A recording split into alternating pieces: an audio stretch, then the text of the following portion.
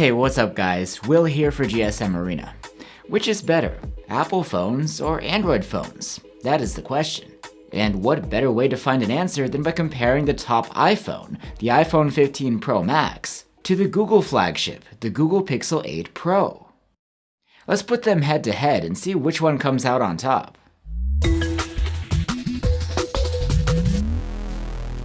This year's flagships from Google and Apple both bring some meaningful improvements, and they're some of the most premium phones you can find on the market. They're also even more comparable than ever, as this year's iPhones have ditched Lightning connectivity for USB-C. The phones are quite large, but they're similar in hand feel, even if on paper the Pixel is taller and thicker. It's protected by Gorilla Glass Victus 2 on the back, while the iPhone's back glass is unspecified. The iPhone 15 Pro Max has a titanium frame this year, but even so, it's slightly heavier than the Pixel. The iPhone also features a new programmable action key, evolved from the silencer hardware button. Both phones have an IP68 rating against dust and water, but the iPhone has been tested down to 6 meters underwater, while the Pixel only covers the standard 1.5 meter requirement. The screens are rather similar. The Pixel has a 6.7-inch LTPO OLED with a 120Hz refresh rate and Gorilla Glass Victus 2 protection. The Pro Max also has a 6.7-inch 120Hz OLED with a slightly different pixel density and ceramic shield glass. When it comes to brightness, the two are comparable. The Pixel maxes out at around 950 nits with the manual slider versus around 850 on the Pro Max. But when it comes to maximum auto brightness, the Pro Max goes up higher to nearly 1800 nits versus 1600 on the Pixel. Content looks excellent on either phone, but the iPhone has the edge in that it supports Dolby Vision, on top of the HDR10 and HDR10 Plus video support you get on the Pixel. On either phone, you get a dynamic refresh rate that gives you fluid swiping and scrolling and can dial down as low as 1 Hz in order to save energy. Both the iPhone and the Pixel have some of the best stereo speakers on the market. The Pixel has a slightly lower rating for loudness, and we feel the iPhone's sound quality is a bit better. You can check out for yourself with the provided link. The software experience is probably the biggest difference between the two phones. On one side, you get Apple's iOS 17, and on the other, Google's stock Android 14. Of course, both of them pack unique customization options and features. But Google heavily promotes its AI-based features, which include things like live translation of conversations. On the iPhone, you get the dynamic island around the selfie cutout. Here, the UI shows relevant info and shortcuts to supported apps. The iPhone also supports USB-C alt mode, where you can output the phone's display to an external monitor. This is supposedly also supported on the Pixel, but would require you to root the phone, at least for now. When it comes to software support, Apple's is solid. They traditionally offer 5 years of major OS upgrades. This year, however, Google made an even bigger promise. The Pixel 8 family will get 7 years of software support. The iPhone 15 Pro Max packs Apple's most powerful A17 Pro chipset, which they claim is better at gaming than any of its predecessors thanks to its hardware-based ray tracing. The Pixel 8 Pro, on the other hand, uses Google's Tensor G3 chipset, which they claim is well optimized for AI-based tasks. But in benchmarks, it trails behind other current flagship silicon.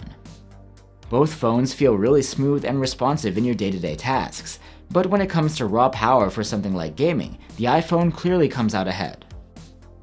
The Pixel 8 Pro has a larger battery than the iPhone 15 Pro Max, but the iPhone does more with what it has.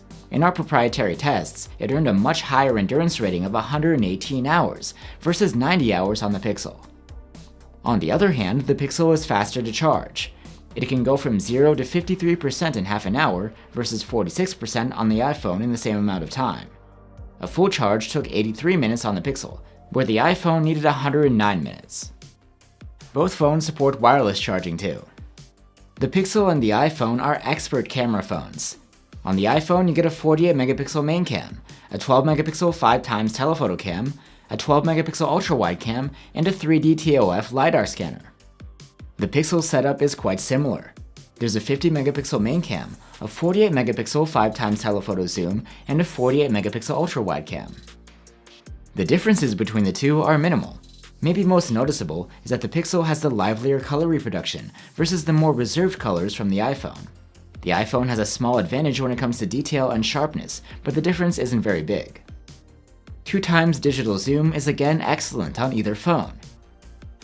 Comparing the 5x zoom from the telephotos, we're seeing about the same sharpness and detail, but the Pixel has the edge in noise performance. And we'd give the nod to the Pixel's ultra-wide over the iPhone's as far as sharpness goes.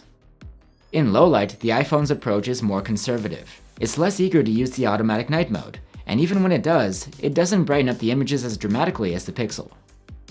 The iPhone does tend to fare better when zooming in, thanks to a more relaxed take on noise reduction. The Pixel wipes out some of the detail alongside the noise. With the ultra-wide cam, the Pixel clearly has the brighter shadows, while the iPhone's can sometimes come out too dark.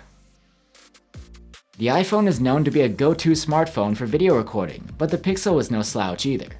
The quality of 4K video from the main cam is comparable, but the Pixel has a minor edge in sharpness. At 5x zoom, it's more of a toss-up between the two when it comes to sharpness and detail.